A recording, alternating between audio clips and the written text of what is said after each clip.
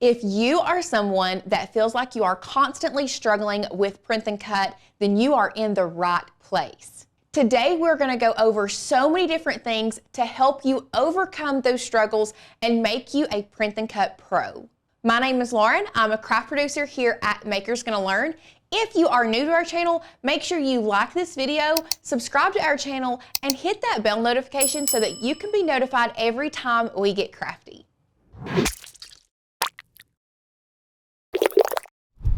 So if you are ready to learn all the tips, tricks, and everything you need to know about print and cut, get your notebook and pencil out and be ready to take notes, because I'm about to help you learn all the things that you need to become a print and cut pro.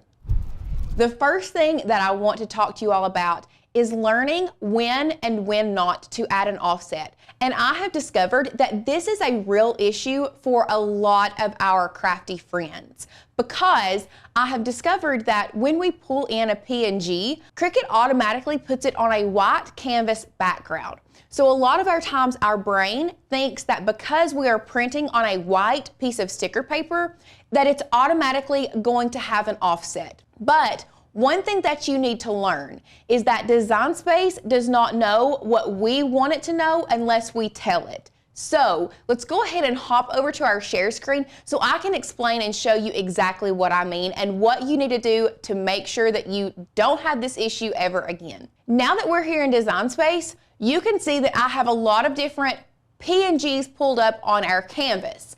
Now, if you didn't know any better, you would automatically think that this sticker right here, the Cricut would just cut all the way around it, cut this out very nicely, and the same with all of these others.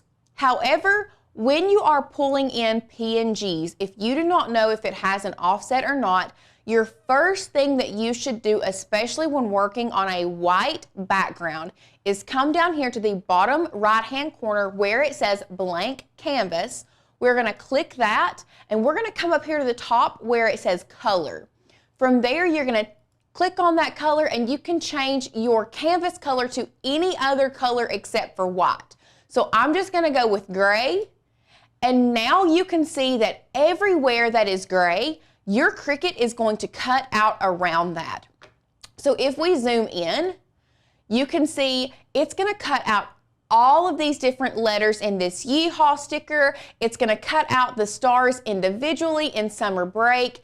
And the only two that it will cut out around it is going to be this sticker here and this one here, because it's automatically going to cut that circle. There's no gray inside that. So now we can see which stickers need an offset and which do not. So now all we're going to do is come to each separate sticker, and we are going to select offset, and now you can make it as large or as small as you want. I've discovered that I really enjoy the 0.15 inch offset. I think it's a really good area. It gives you enough room for error, but it's still not too big. So then you're going to apply that. If you want it to stay black, Cricut is going to automatically put all of your offsets black. But then what you would do is come up here to the top where you see the operations, and you would just change the color back to white. But keep in mind, these are still separate. Once you have added your offset, turned it to white, you need to select them both by either dragging and dropping or selecting them both on your layers panel. Come down here to the bottom right and flatten those together. So now you just have to go to each sticker, add that offset, change it to the color that you desire, select them both, flatten them together. Same thing with this one. We are adding our offset, applying it, changing the color, selecting them both. See, this one is just got the first one selected. It doesn't have my offset. Make sure you drag and drop and choose both of them, flatten them together. Summer Break, we're doing the same thing, applying that, changing the color, dragging and dropping, flattening them together. Hello Summer, offset, apply, change your color, select them both, flatten. Now I saved this one for last for a reason, okay?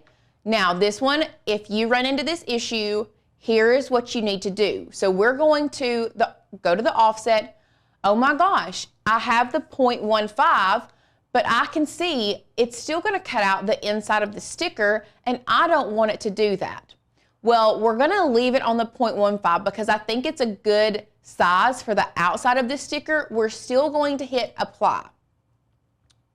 We're going to change the color to white, but I still see gray in there. So you're probably thinking, Lauren, what do I do? First thing you need to do, if you go to drag and drop, you see that you can flatten this together, but if we just select this offset, let's say we want to get rid of those, your first step is going to be go to contour. However, when you go down to this bottom, contour is grayed out and we can't work with that. Here is what you need to do. Because this file was a PNG or a print and cut file to begin with, your offset is also going to be a PNG, which means you cannot contour any of those inside pieces out. What you need to do, make sure your offset is selected. See here on our layers panel, we have the offset selected. We're going to go back to the top left where it says operations, and here you can see that that offset is a print and cut file. We're going to click this arrow pointing down, bringing our drop down menu, and change it to a basic cut. Now it did change the color to gray, so we're going to go ahead and change it back to white. And now, while the offset is selected, coming back down here to the bottom right, we can see that contour is now an option for us. So we're going to click that contour. We're going to hide all contours, which means it gets rid of everything on the inside. Exit out, and now you see we have a perfect offset completely around your file. So, just like we did with the others, we're going to click and drag and drop, make sure they're both selected. See, we have them here both selected, and flatten them back together. Now, you should be ready to go with your stickers. However, I want to touch on something that may be more of a struggle mentally, and that is you feeling like you waste so much paper when you are doing print and cut. What you need to do is make sure that you are pre-planning to take up every single inch that you can on your paper. Now, that may be if you're doing a larger print and cut, have some smaller stickers in mind that you want to create just to put on your page so that you can make sure you get the most out of that page of stickers, because it's really, really hard to use the same piece of sticker paper multiple times. You can also manually move these stickers around and place them where you want them on the sheet, because what Cricut does is it just automatically places those stickers where it thinks it is best. However, there are ways to manipulate that to really get the most out of your page, and let me show you how you can do that. Once you have your stickers ready to go, what you're going to do is go to Make It. And here you can see that Cricut has placed all of these stickers on two separate pages. However, I feel like there is still some room for us to work with. So what I'm going to do is I'm just going to manually manipulate some of these files, move them around. You can turn them different ways. Here you can see we can place this one here. I think if we turned this one long ways, and then you can go here and you can hit, let's say we wanted to move this one back to page 1, you can hit the 3 dots, move object, and move it to this page, bring it over here, and you can see we now have more room to work with.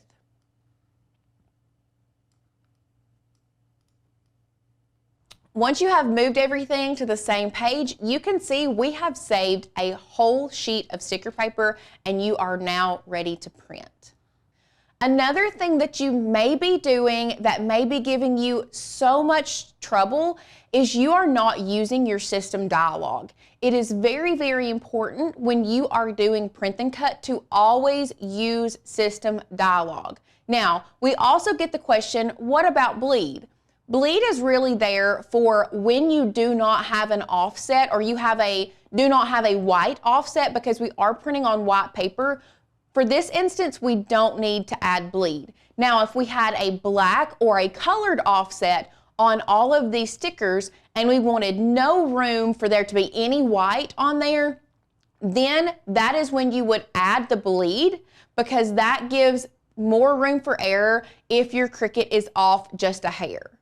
When you are using System Dialog, especially on a Mac computer, you are going to hit print. This may look like it's loading for forever. Windows tends to not have this issue. It automatically pops up, but if you are using a Mac, what you need to do, click Cricut Design Space, pull it down, because your dialog box is going to pop up behind Cricut Design Space. Another issue that we see a lot of people run into is not getting the best quality print. So you need to make sure that you are always doing best quality, and we love feeding our sticker paper from the rear tray. We feel like it just gives a little bit better of a print. It doesn't bend that sticker paper as much, so make sure you are feeding from rear tray and you are using best quality always. Another issue we see a lot of crafters running into is if they are using glossy paper, getting lines through your prints. So if you want to change your media type to photo paper, that tends to give a better print on a glossy piece of sticker paper. Once you have printed your sticker paper, I want to show you a few other things to help you have zero issues when it comes to print and cut. You always want to make sure that you line up your sticker paper in the top left corner. This is especially if you are doing larger print and cut size. If you have extra room on your left-hand side of your paper, you may have to cut that off to make sure it lines up in the top left corner. You do not want your sticker paper lined up in the middle, on the top right. We're always lining our print and cut in the top left corner. Once you have done that, we have a lot of friends that have issues, especially with shiny sticker paper. And the reason being is because a lot of times the brightness of the lights in your room will affect your Cricut and how it reads those registration marks, because the light bounces off that shiny paper. First thing you need to try is turning off your lights, because if you did not know, your Cricut actually has a built-in light in the housing here that will turn on once you load your print and cut paper. If for some reason that still does not work, Scotch tape is going to be your best friend. What you're going to want to do is take the Scotch tape, tear off a small piece, and we're just going to cover up those registration marks and make sure it's down really well, just to mattify those registration marks. That way will be no light bouncing off of them, and it will give your Cricut a better ability to read those lines. Another issue that some of our crafty friends have if you are printing on matte paper may be that your registration marks aren't dark enough. And this could be because your printer may be low of black ink, but do not fear if that's the case. What you need to do is grab a Sharpie and take that Sharpie and then just go over your registration marks to darken them. Last but not least is if you are having issues and your Cricut is not cutting where it should cut, make sure you always calibrate your machine. Now, we have a lot of our friends ask, how long or how often do I need to calibrate your machine? And that's really going to be based on your machine and how it works. As soon as you notice that your machine is cutting off, that is when you need to calibrate. Now, there is a regular calibration and a fine calibration, and let me show you exactly where to find that. To find your calibration, you're going to come up here to the hamburger, or the 3 lines in the top left corner. Click that. You're going to come down here to the second place and you're going to click calibration. Because we have our Explorer 3 here in our studio today, it only gives us the print and cut calibration, so we're just going to select print and cut. You're going to choose the printer that you are going to be using for your print and cut stickers, and then you are going to print the calibration sheet. Once you have done that, you are going to line your calibration sheet in the top left corner. Make sure it is down on your mat really well, and then you're gonna click continue. You're going to choose your machine, and then you're just going to follow the prompts on the screen. What it's gonna do is it's going to cut all of these lines 1 through 21 and then A through U, and what you will do is go through and select which number cut right on the line and then which letter cut right on the line. Once you have chosen the number that cuts on the line and then the letter, your Cricut will know exactly where to cut, and it's going to cut out that center square, and your calibration should be complete and your Cricut ready to go.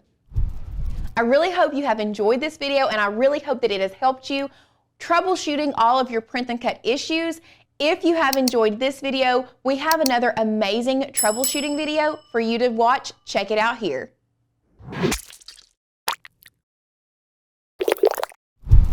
Hey guys, if you stumbled across this video, you're probably thinking, I cannot use this Cricut machine. My crafts are failing and I do not know where to go. Well, you have came to the right place. I'm going to give you all of our best tips and tricks on how to make your crafts a little bit more fail-proof, and show you all some little things that you may be doing that are causing issues with your projects today. I've got lots and lots of things up my sleeve, so make sure to stay tuned and we'll go ahead and get right into the video. If you're new here, my name is Alicia. I am a craft producer here with Makers Gonna Learn, and we bring you inspiration, motivation, and education to get your die cutting machine out, get started, make your life a little bit easier when you're learning something new, such as the Cricut, as well as other crafts. We want to see you all succeed, and that's why we thought, let's put together all of the fails that we see, all of the things that we get questions on a lot, and answer all of that in this video so that you all feel better prepared to actually create your projects. One of the first things that we see whenever we're working with crafters is they typically are starting with like a paper project or something that uses glitter cardstock, things like that, and they don't know which adhesive to use. And so I thought, let me bring in all of our most used adhesives and show you all what they work best for. So right here, I have some of our top used adhesives when we are working with paper crafts. Now, typically, I'm gonna go for my ATG gun and my Zig two-way glue pen when I'm working with standard cardstock. The Zig two-way glue pen, this is basically like a paint marker. You can see it has this chiseled tip. They even have wider tips and more fine point tips as well. It's called the Zig two-way glue pen, and it works just like a paint marker. This is great for standard cardstock. Now, sometimes people will try to use a Zig two-way glue pen when they're working with glitter cardstock. That is not gonna be your best bet. If you are wanting to work with glitter cardstock, a lot of times I'll recommend a hot glue gun. Now this is our precision tip Lynn Lily glue gun. It's a precision tip glue gun, as in it has this very fine point where the glue comes out. It's also wireless. It has a base that has a wire on it, but the actual gun does not. This is really, really good for precise paper projects, especially ones that use glitter, because the glitter does not like to adhere to anything because it is a textured surface. So we recommend hot glue guns for glitter cardstock projects.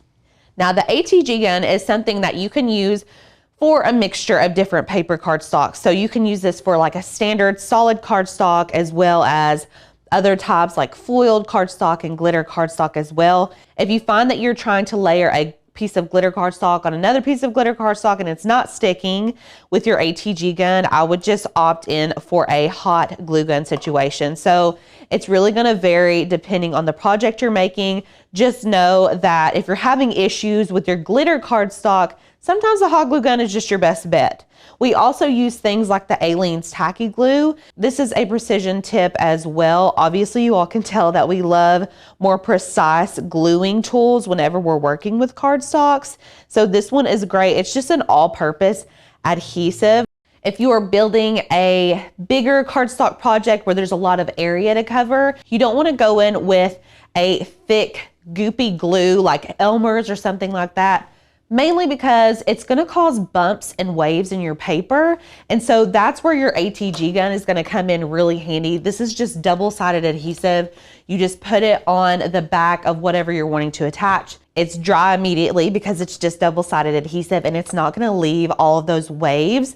The thicker glues like Elmer's glue and things like that, they're going to cause those waves in your paper, and it just does not look good. So that's why we really gravitate towards this ATG gun.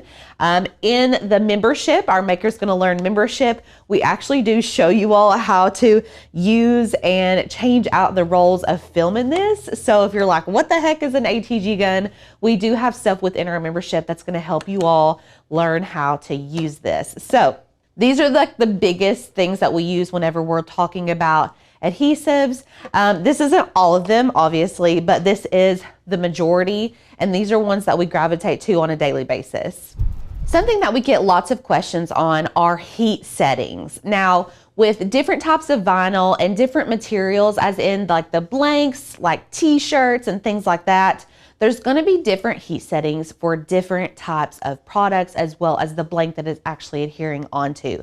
So it's going to be very broad, wide range of different heat settings. What we always recommend is that whenever you purchase a vinyl, typically on their website, they will have things like you need to set it to this exact temperature, you need to press it for this long. If you're using vinyls like Caesar or Starcraft, you can easily go and onto Google and just search Caesar, Starcraft. You can go onto their website. They're going to give you heat settings for all of that. Something that we offer here at Maker's Gonna Learn is our Cricut reference guide. So when you become a member, you get this PDF reference guide that you can pull up anytime that you want. We have heat settings for all different bases. We've got heat settings for puff vinyl, heat transfer vinyl, all the different blanks for wood and for t-shirts even. So lots of different ways that you can go about it. Just make sure that you're checking those heat settings before you're considering it a fail. If you're just going in and you're like, I'm just gonna, press my little mini easy press on my HTV and hope that it sticks. If you don't apply the amount of heat that is required, you're not gonna have long-lasting projects. So make sure that you are just following those instructions as closely as possible, and you're gonna get good results almost every time. Another thing we get questions about is warm peel versus cool peel. Now, you may be brand new to Cricuting or using heat transfer vinyl, and that's okay. What I'm referring to is when you're gonna peel the transfer sheet off. So typically with heat transfer vinyl, you have a built-in plastic sheet, which we call our carrier sheet or our transfer sheet. And what you'll do is cut your design from the back of the vinyl. So you mirror your design when you're in Design Space. You mirror it, and then it cuts, and then you weed off any part of the HTV that you don't want, and then you're left with just the design and the carrier sheet. Well, then you take that vinyl design, you put it on your t-shirt, and then you're like, wait, when do I peel off that carrier sheet? Because obviously it's not gonna stay on there. You only want your design to stay on there. Well, a lot of times you're gonna need to do a warm peel, sometimes even a hot peel, depending on the type of vinyl. Now, most HTVs that we use here in the studio are hot to warm peels, so we can pretty much pull it off right away. Now, there are some exceptions that do cool peels. A lot of times glitter vinyl will be a cool peel, and that means you just need to let it be completely cool to touch before you actually peel that carrier sheet off. DTF is another instance where you're gonna do a completely cool peel, otherwise it will ruin your project. So always make sure that you are checking what the instructions say when you order vinyl. And if it doesn't come with any in your packaging or anything like that, make sure to check the websites of the brand of vinyl that you're using, because it's gonna vary from brand to brand. The next thing that I want to touch on is transfer tape. Now, transfer tape is something that you're going to typically be using with adhesive vinyl. So we just talked about heat transfer vinyl. These have the built-in transfer tape or carrier sheet. You're going to hear it referred to both of those things at different times. But we typically will call this the transfer tape. This is for adhesive vinyl, so sticky vinyl that does not need heat in order to adhere to the blank. This is something that we get so many questions on because there are lots of different transfer tapes out there that you can use. Now, one that we gravitate towards, and that's mainly because this is a good medium tack transfer tape is the Caesar transfer tape. This is a gridded medium tack. When I say medium tack, I'm meaning it's not super strong. So this is something you could use on just standard adhesive vinyl. If you were working with something like glitter adhesive vinyl, you're going to want to use a stronger grip because it needs to grip up that adhesive vinyl. It's just a little bit thicker usually. So just like your standard adhesive vinyl, a medium tack transfer tape is going to work perfectly. Caesar brand is amazing. You can purchase this on the 143 Vinyl website as well as other places. And then a lot of times you'll find certain vinyls need their own transfer tape. And I have found that working with Tech Wrap, which is just a very specific brand of vinyl, they have their own transfer tape. And I personally usually like to use the Tech Wrap brand transfer for that vinyl.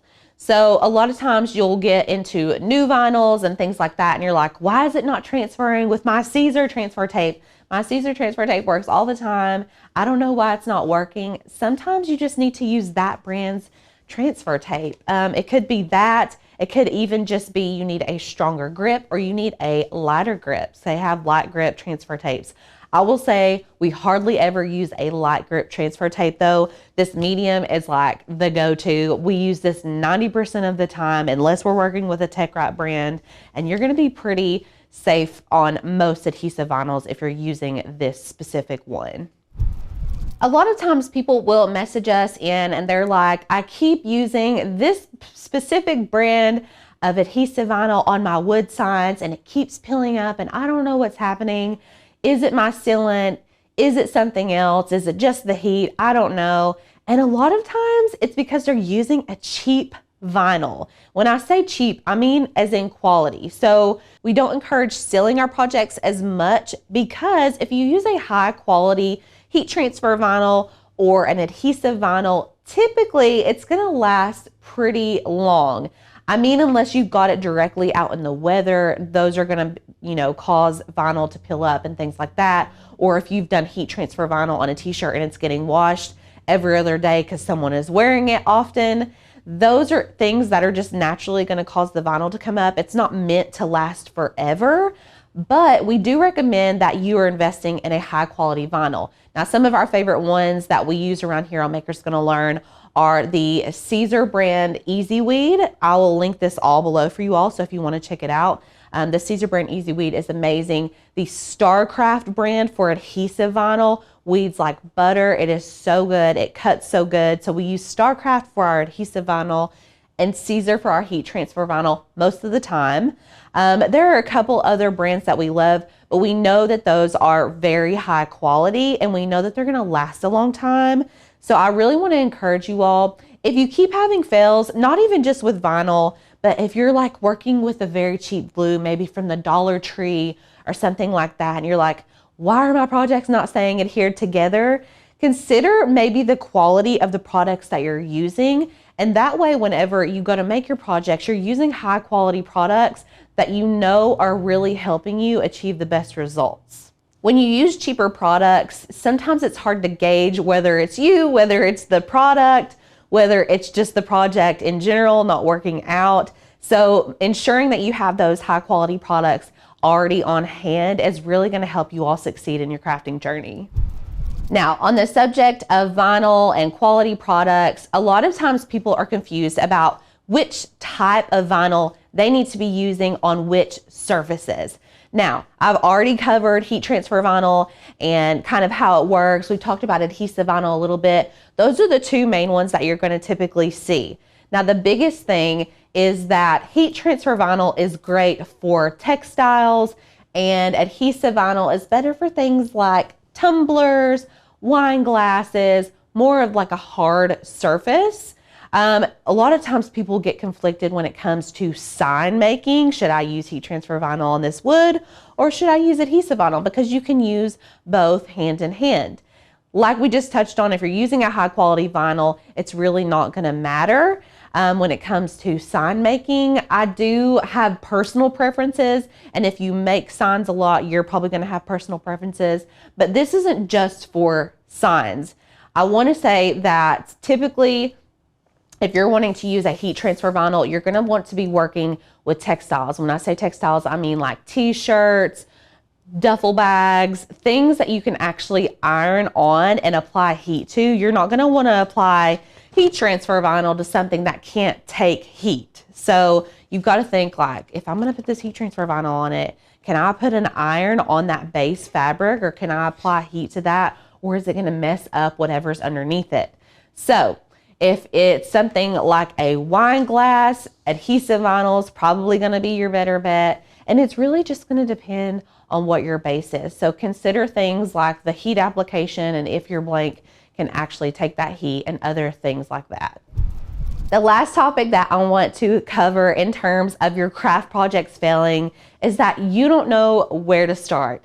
My best advice for you all here is to become a member of the Makers Gonna Learn community. We have so many resources within our website that really are gonna help you all get started on your crafting journey. If you've been wanting to really jump into it and you've got a Cricut and you've been kind of playing around with it, but you feel lost, we wanna be there to help you all step by step, hand in hand. We have so much good information on our website. We have courses, we offer master classes. We've got a private Facebook group where everybody is kind of working together to get a good result. And you can always ask questions on there. We will answer you directly. We also have people in the community that will answer that you can reach out to. And it's just very helpful whenever you are on that crafting journey and you really just feel like, ugh, I keep failing. I don't feel like I have anyone to ask questions to. Rather than scouring the internet, you can just come straight over to the Makers Gonna Learn community and we can be there to help you every step of the way.